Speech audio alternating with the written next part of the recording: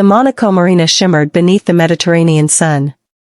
White yachts, sleek and powerful, bobbed gently in their berths like resting swans. I stood on a private dock, the salt-tinged breeze tugging softly at my silk scarf, watching my family pose for pictures in front of what they believed was their chartered yacht for the week, an exclusive, successful family members-only cruise, or so the invitation had read. They didn't notice the name painted in elegant silver script on the side, Alexander's Dream. If they'd taken even a moment to look, really look, they might have realized the truth. "Sarah? What are you doing here?" My mother's voice sliced through the morning calm, sharp as ever, as she strode toward me in crisp linen. Her tone held that familiar edge of condescension, honed through years of disappointment. "This dock is private." I smiled, adjusting my scarf, letting the moment stretch. "I know." She didn't wait for an explanation. "Security," she called, waving to a nearby guard. "We have an intruder." The security guard approached us quickly, his uniform spotless, the elite maritime logo gleaming on his lapel.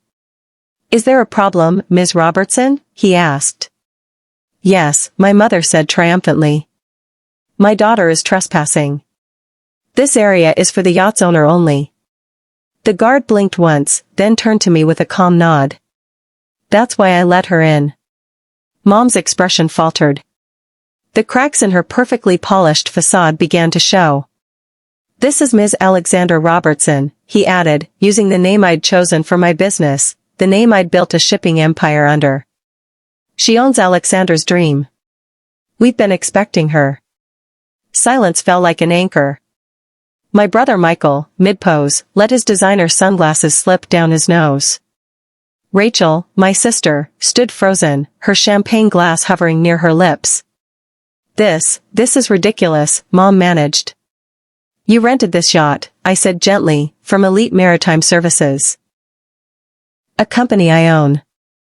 Along with about 30 other luxury vessels in this marina.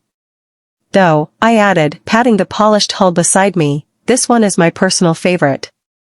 "Your company?" Rachel's voice cracked as if the truth fractured something in her. I reached into my handbag and pulled out a small, black electronic fob. With a soft beep, the gangway lights flickered to life, and the yacht systems whirred and clicked like a heartbeat awakening. Michael sputtered, "But, you're nothing." "Dad always said that too," I replied, my voice even. "Said I was throwing my life away, starting that tiny boat rental business instead of joining the family's real estate empire. He never saw the horizon I did." I turned to look at him now, my father, standing at the back of the group, arms crossed, his face unreadable. He'd been the loudest critic, the one who never missed a chance to remind me how I didn't fit the family mold. But I'd stopped trying to fit a long time ago. "The booking," Mom whispered. "We confirmed everything through the agency." "And the agency," I said softly, "is mine. You booked Alexander's Dream for a 7-day cruise." Funny, no one bothered to ask why the company's CEO has the same last name as your disappointment of a daughter. My phone buzzed. A message from my port manager, "Already." Perfect. I stepped forward, facing them all. Let's show them what success really looks like. Raising my voice, I called out to the crew, "Welcome aboard Alexander's Dream, or should I say, my dream." On cue, the crew emerged, immaculate in their uniforms, eyes trained only on me. "Welcome aboard, Miss Alexandra," they chorused, ignoring the confused murmurs behind me. "The master suite is prepared as requested," my chief steward said with a bow. "Additional accommodations have also been arranged." I caught the way Mom's face darkened at the mention of the master suite. She'd specifically requested it. Now it was mine. Because it had always been mine. "No. Wait just a minute," Mom started. "No, you wait." My voice trembled, not with anger, but with years of swallowed words. "For 10 years, you excluded me. Mocked my business. Dismissed my efforts. You invited each other to holidays, weddings, family vacations, and left me out because I wasn't there yet." I gestured to the sparkling marina. "Well, I'm here now. Every yacht with the elite maritime logo, mine. Every captain, every steward, every smiling concierge, they're part of the business I built while you pretended I didn't exist. They didn't speak. Maybe they couldn't. Maybe they were too stunned. Or maybe, for the first time, they saw me. But I wasn't here for revenge. I took a breath and looked at each of them, one by one. This was never about showing you up. This yacht, this life, it's about the girl who stayed up nights learning maritime law, who skipped meals to reinvest every euro, who believed in herself when no one else did. It's about every woman who was told her dreams were too small or too silly. I looked out over the water, the sea stretched wide and blue and endless. I'm inviting you aboard, not to gloat, but to give you a glimpse into the life you said I'd never have. You can accept the invitation, or not. But either way, I'm sailing. With that, I stepped onto the gangway. Behind me, there was a rustle, Rachel's hesitant step, Michael's sigh, even Mom's silence. Maybe this cruise wouldn't heal everything. Maybe some wounds stay sore beneath the surface. But maybe, just maybe, this was a beginning. Because sometimes, the sweetest revenge isn't revenge at all. It's becoming everything they said you couldn't, and choosing grace anyway, by me, finally. The Monaco marina shimmered beneath the morning sun, its light dancing on the water like spilled diamonds. Luxury yachts rested gently in their berths, their glossy hulls gleaming. It was the kind of morning made for dreamers. Or, in my case, for those who dared to be more than what others believed them to be. I stood on the private dock, watching my family pose in front of a yacht they thought they had rented, their exclusive, invitation-only, successful family members, cruise. The invitation hadn't come to me. Not that they thought I'd notice. The irony? The name of the yacht was emblazoned across the side in elegant silver letters, Alexander's Dream. My dream. My yacht. If they had stopped long enough to read the name, they might have figured it out. But they didn't. They never really saw me. Sarah? What are you doing here? My mother's voice rang out sharply, cutting through the sea breeze like a knife through silk. She walked toward me briskly, lips pursed, her perfectly ironed linen suit glowing white against the sun. This dock is private, she said, as if I didn't know. I smiled and adjusted the Hermes scarf around my neck. I know. Without hesitation, she turned to the dock staff. Security. We have an intruder. A security guard approached, calm and professional. Is there a problem, Ms. Robertson? He asked. Yes, my mother replied quickly. My daughter is trespassing. This is a private dock reserved for the yacht's owner. That's correct, he said with a small nod, turning to me. That's why I let her in. I didn't need to say anything, the shock was already spreading across my mother's face. This is Ms. Alexander Robertson, he added, using the name I built my company under, the name none of them ever respected. Owner of Alexander's Dream. We've been expecting her. Silence fell. My brother Michael's sunglasses slipped down his nose. My sister Rachel stood frozen, clutching her designer tote like a life raft. Even Dad, standing at the back, looked suddenly unsure of himself. You must be mistaken, Mom said. We rented this yacht through Elite Maritime Services. You did, I said gently. From my company. What? Rachel gasped. I own Elite Maritime Services. Along with about 30 other luxury vessels docked here. I patted the hull beside me. But this one's my favorite. Rachel's fingers flew across her phone screen, searching, no doubt, for the company's valuation. Oh my God, she breathed. 4 billion euros? 6, actually, I said. The Asian expansion's ahead of projections. Michael stepped forward, slipping into the slick business persona he always wore at cocktail parties. Sarah, if we'd known, we would have invited you. I raised an eyebrow. Would you have bragged about me too? Talked about your successful sister? Or would you have tried to take credit for everything I built? That's not fair, Mom said quickly. We were trying to motivate you. I laughed, but there was no humor in it. By cutting me out of every holiday? By calling my business a hobby? By making me feel like I didn't belong? She opened her mouth to argue, but I held up a hand. Well, congratulations, I said softly. You motivated me to build something so successful that you paid me to rent this yacht. From the corner of my eye, I saw the crew trying not to smile. They knew. We'd had several planning sessions in advance, they were family, in a way mine never was. The deposit, Dad finally spoke. His voice sounded far away.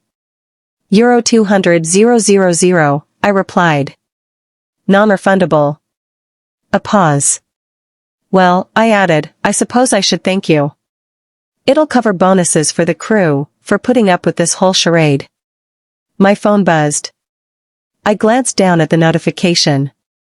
Elite Maritime Services announces major expansion. Stock soars. I turned the screen toward them. By the way, check your investment portfolios. Top analysts are recommending our stock today. Shame you didn't buy in when it was just my little project. My mother sat down heavily on a dock bench, the air going out of her carefully choreographed vacation. But, where will we stay? Oh, the cruise is still on, I said. With some slight modifications to the accommodations. I turned to the steward. Please distribute the new assignments. Yes, Miss Alexandra. Michael, I said, you and Jessica will be in the port guest cabin. The one near the engine room. His face paled. Rachel, you and Thomas will stay in the starboard crew quarters. Rachel looked like she'd been slapped. What? We booked. You booked through my company, I reminded her. On my yacht. And as the owner, I've made some changes. And us? My father asked stiffly. The forward cabin. Cozy. Crew quarters. The master suite? My mother asked, already knowing the answer. Mine. This is outrageous, she declared, standing again. We'll find another yacht. I smiled. In Monaco? During peak season? Good luck. Elite Maritime controls most of the charters in this marina. And even if you find an independent company, your deposit is still non-refundable. Another buzz. My marina manager. Paparazzi arriving in 10 minutes for the press conference. Want them to catch the family drama? Perfect. Make sure they get my good side, I texted back. Then I looked up at the people who had dismissed me for so long. You have two options, I said. Stay, and enjoy a beautiful cruise, in slightly less glamorous quarters than you imagined. Or leave, lose your deposit, and explain to all your society friends why you're not posting Instagram photos from a luxury yacht. No one spoke. The only sound was the gentle clinking of rigging in the wind. You're enjoying this, Michael accused. I didn't lie. Yes. I rather am. Watching the people who spent years overlooking me realize that I'm not the failure they thought I was. Dad stepped closer. For the first time, there was something like respect in his eyes. You built all this. Without our help? I looked at him calmly. Without your help. Turns out, I didn't need the family real estate empire to be somebody. That day, as we set sail, I stood on the deck of Alexandra's Dream, wind in my hair, heart wide open. They stayed. Awkwardly. Uncomfortably. But they stayed. And maybe, just maybe, they saw me for the first time. Not as Sarah, the lost daughter, but as Alexandra, the woman who built an empire from nothing but grit, salt air, and stubborn hope. Because sometimes, revenge isn't loud. Sometimes, it's sailing past your past, on a yacht that bears your name. The late afternoon sun painted everything in gold as the flagship yacht cut through the turquoise harbor waters. I felt the warm breeze on my face and the damp wood beneath my fingertips. Surrounding me, a crowd of flashing cameras and eager reporters had already begun to scribble headlines, their lens hoods pointed at the scene unfolding. Photographers jostled along the marina, straining to capture the moment for their front pages. My heart pounded as I watched my family step toward the gangway from the polished deck below. My mother, impeccably dressed as always, faltered one step from the dock. She looked at me with confusion, pride, and perhaps a trace of shame, all at once. Behind her stood the aunts and uncles who once dismissed me, their eyebrows raised, dresses and suits a little overdressed for a family outing. In a strange way, they all seemed as stunned as the crowd around us, realization dawning on them that they had underestimated the quiet girl who once kept her head down. I took a breath, steadying the swirl of emotions inside me, and then smiled gently at my mother. The cameras clicked in unison. I knew every word I spoke next would echo through headlines. "Mom," I began softly, teasingly smoothing a lock of hair away from her face. "By tomorrow, these photos will be in every business magazine. Elite Maritime Company founder Alexandra Robertson welcomes her family aboard her personal yacht. What a story that will make." I kept my tone light, but my voice carried pride. My mother's eyes widened as a flush drained from her cheeks. Her face went from startled to pale, and I saw the colors of her emotions change too: worry, recognition, and finally a quiet resignation. She understood now what was happening. With all these reporters around, she had a choice. Smile and play along, or resist and make a very public scene. My phone buzzed against my hip, media contacts and old acquaintances realizing who I was. I tapped a quick response to a few of them as my family reluctantly began to board the yacht under the watchful eyes of the press. I let them walk the plank first. I could enjoy their discomfort just a little longer. The chief steward had already appeared, as if on cue, holding out a silver tray of folded uniforms. Rachel, my always stylish sister, stared at the navy blazers and slacks with rising horror. They weren't the designer dresses and crisp shirts they'd packed for this lunch cruise. The tray held Elite Maritime branded crew uniforms, each perfectly stitched and gleaming with our logo. My heart tightened watching their confusion. It was time to address it. "So," I said, lingering nearby with an amused smile, "I suggest you all slip into something more appropriate for the rest of today." I nodded toward the folded uniforms. "Miss Alexandra asked us to have these ready in your cabins. We thought you'd feel more at home in proper crew attire." A silence fell. No one moved for a long moment as they processed the humiliation. Finally, my mother cleared her throat.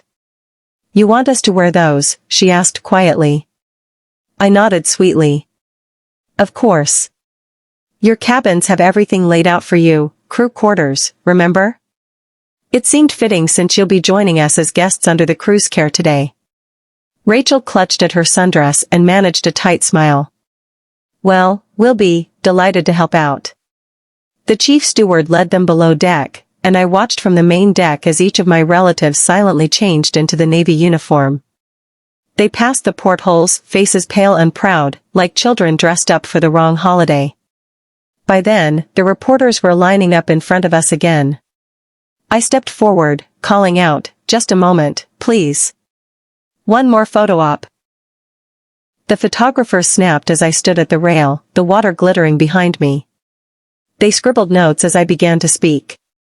"People often call success the sweetest revenge," I said. "But I prefer to think of it as proof of what hard work and belief can build. I started Elite Maritime Services with a single rental boat and a big dream, and a lot of hard work. Now look around, we've grown into a global fleet. The lesson I've learned? Those little ideas, like seeds, can grow into something unimaginable." My phone buzzed again and I felt a smile tug at my lips at the response. "Stock plus 15%. Great story angle." I turned the phone to camera side and gave a thumbs up, careful to hide the message. I typed back, "Focus on the origin story. Self-made. No need to mention today's family reunion, let them come to that on their own." The reporters pushed their way closer for a final shot. I made sure to include my family in the frame. There I was, arms spread wide, thanking my team and welcoming the very people who once overlooked me, and behind us stood my relatives in matching uniforms looking a little shocked, a little humbled. It was a perfect picture of poetic justice. "Ready to sail?" the captain asked me over the intercom, a trace of a grin in his voice. I nodded. Yes, let's sail. As the anchor lifted and we glided out of the port, Monaco's tall masts and yachts fell away behind us. My relatives settled into the lounge area, themselves suddenly silent. In the wind, I could almost hear the quiet acceptance in the rustle of their uniforms. Out on the bow, salt spray cooling the heat of the day, I allowed myself a breath. Bittersweet relief washed over me. I had done this to prove a point, that with enough determination, a little girl dismissed as unremarkable could become a leader of a fleet. But I also realized, quietly and a little sadly, that the person I had most been chasing approval from was myself. Later, alone at the helm with only waves and sail for company, I reflected on how far I'd come.